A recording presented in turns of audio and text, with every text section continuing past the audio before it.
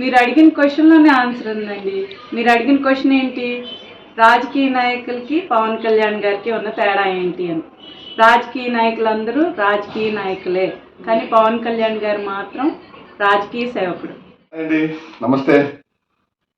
మనతో పాటు ప్రముఖ ఎన్ఆర్ఐ డాక్టర్ శ్రీమతి చిరునాయుడు గారు ఉన్నారు. వారు జనసేన సపోర్టర్, సమాజానికి ఎంతో కొంత సేవ చేయాలని చెప్పేసి నిరంతరం పరితపించే మానవతావాది. వారు మనతో ఉన్నారు. వారితో మనం మాట్లాడే ప్రయత్నం చేద్దాం. నమస్తే మేడం. నమస్కారం. ఇండియా ఎప్పుడు వచ్చారు? 1 వీక్ అవుతుందండి వచ్చి. మీరు 99 ఛానల్స్లో చేసే డిబేట్స్ అవి చూస్తూ ఉంటాం. చాలా బాగా మాట్లాడుతున్నారు. మీ సపోర్ట్ తోటి జనసేన పార్టీ పోటీ చేసిన అన్ని సీట్లు విజయం సాధించి కూటమి ప్రభుత్వం అధికారంలో వచ్చేలాగా చేశారు. కాదండి, అలాంటి కోట్ల మంది అమ్మాయిలు. దీని గురించి మీరు ఎలా ఫీల్ అవుతున్నారు, ఏంటి మీ ఆనందాన్ని ఎలా మాతో షేర్ చేసుకోండి ఒకసారి. ఆబ్వియస్గా చాలా చాలా ఆనందం అండి. ఇంకా అది చెప్పలేంది. హిమాలయాల్లో అంత ఎత్తు. ఆల్రెడీ పవన్ కళ్యాణ్ గారు అంటేనే మా దృష్టిలో ఎవరెస్ట్ శిఖరం రాజకీయాల్లో. సో ఆయన వచ్చారు అంటే మా ఆనందం అంతకు మించి ఉందన్నమాట. 2 ఎవరెస్ట్లు పక్క పక్కన పెడితే ఎలా ఉంటుందో అంత ఆనందంగా ఉన్నామండి. కూటమి ప్రభుత్వం గెలుపొందటానికి పవన్ కళ్యాణ్ గారు పడిన కష్టం మీకు తెలుసు. ఇప్పుడు పవన్ కళ్యాణ్ గారికి ఆ గౌరవం దక్కుతుందని మీరు భావిస్తున్నారా? గౌరవం డెఫినెట్గా దక్కుతుందండి.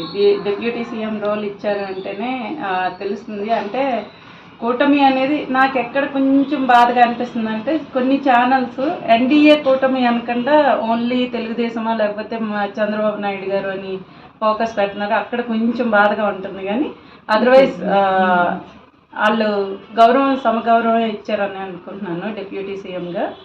అండ్ ఆల్సో పవన్ కళ్యాణ్ గారు మనకంటే ఒక 10,000 మెట్లు ముందు ఆలోచిస్తూ ఉంటారు. ఆయన ఆలోచన పరిధి అంతా అది కనుక ప్రాక్టికల్గా తీసుకొస్తే మన రాష్ట్రం స్వర్ణాంధ్రప్రదేశ్ అవడం గ్యారెంటీ. రాష్ట్రంలో 30,000 మంది మహిళలు మిస్ అయ్యారని చెప్పి పవన్ కళ్యాణ్ గారు అన్నారు కదా, అదొక పెద్ద కాంట్రవర్సీ కూడా అయింది. దాని గురించి మీ అభిప్రాయం ఏంటి? అప్పుడు చెప్పింది 30,000 మంది అంటే ఆయన కాంట్రవర్సీ అయింది, కానీ కొంతమంది కేసులు కూడా పెట్టడం జరిగింది. బట్ ట్రూత్ అయితే బిహైండ్ చాలా మంది ఇలా ఇన్ఫ్లుయెన్స్ చేయడం కానీ వాళ్ళని చెప్పడం కానీ. ఫర్ ఎగ్జాంపుల్ మొన్న భీమవరం ఆవిడ వచ్చి పవన్ కళ్యాణ్ గారి కంప్లైంట్ ఇవ్వగానే కాశ్మీర్లో ఉన్న వాళ్ళ అమ్మాయి తిరిగి వచ్చింది.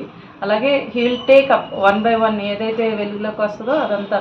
అంటే కొంతమందిని తీసుకువచ్చే పరిస్థితి ఉంటుందా లేదో తెలియదు, కానీ అంటే అక్కడ జరిగింది ఏంటో తెలియదు కదా పూర్తిగా. తెలిసినంత వరకు మాత్రం పోలీస్ వ్యవస్థకి చెప్పి తీసుకొస్తారనే గ్యారంటీ అయితే నాకు ఉందండి. అలాగే కొంతమంది సాఫ్ట్వేర్ జాబ్స్ ఇప్పిస్తామని రీసెంట్గా బ్యాంకాక్ కూడా చాలామంది వెళ్ళిన వాళ్ళని రక్షించడం జరిగింది. పదవిలోకి రాకముందు కూడా దుబాయ్ లాంటి సౌదీ కంట్రీలు వెళ్ళి అక్కడ చిక్కుకున్న చాలామందిని తీసుకురావడం కూడా జరిగింది. సో డెఫినెట్గా ఈ 5 ఏళ్లే కదండి, ఆయన ఎన్నాళ్ళైతే తన సేవ కొనసాగించాలనుకుంటున్నారో అన్ని రోజులు ప్రజలకు న్యాయం చేయాలనే ఉద్దేశంతోనే పవన్ కళ్యాణ్ గారు ఉంటారని నా అభిప్రాయం. ప్రస్తుతం ఉన్న రాజకీయ నాయకులకి పవన్ కళ్యాణ్ గారికి ఉన్న తేడా ఏంటంటే మీరేం చెప్తారు? అంటే ఇది పెద్ద చెప్పాలేమో. యాక్చువల్గా పవన్ కళ్యాణ్ గారికి వేరే రాజకీయ నాయకులకి తేడా ఏంటి అంటే, చాలామంది రాజకీయాన్ని రాజకీయంగానే చేస్తున్నారు. పవన్ కళ్యాణ్ గారు మాత్రం రాజకీయ సేవకుడిగా ఉండి చూస్తున్నాం కదా.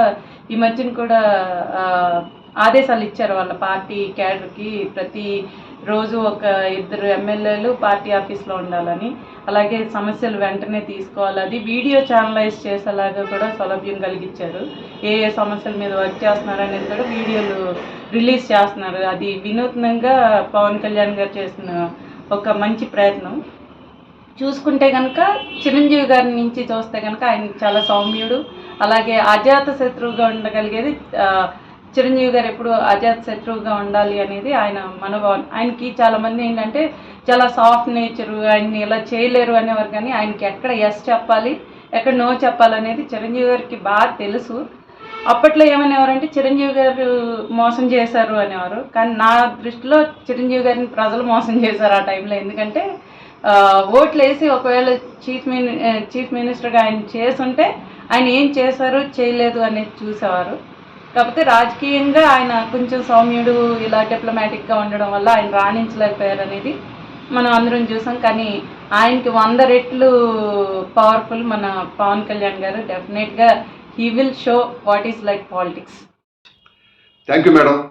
మీ యొక్క విలువైన సమయాన్ని మాకు కేటాయించి జనసేన పార్టీ పట్ల మీకున్న అభిప్రాయాన్ని, పవన్ కళ్యాణ్ గారి పట్ల మీకున్న అభిమానాన్ని మాకు తెలియజేశారు. Thank you madam. Thank you very much. నమస్కారం. ఈసారి ఎన్ఆర్ఐ సమస్యల గురించి శ్రీమతి చిన్నినాయుడు గారిని అడిగి తెలుసుకునే ప్రయత్నం చేద్దాం. అంతవరకు సెలవు. నమస్కారం.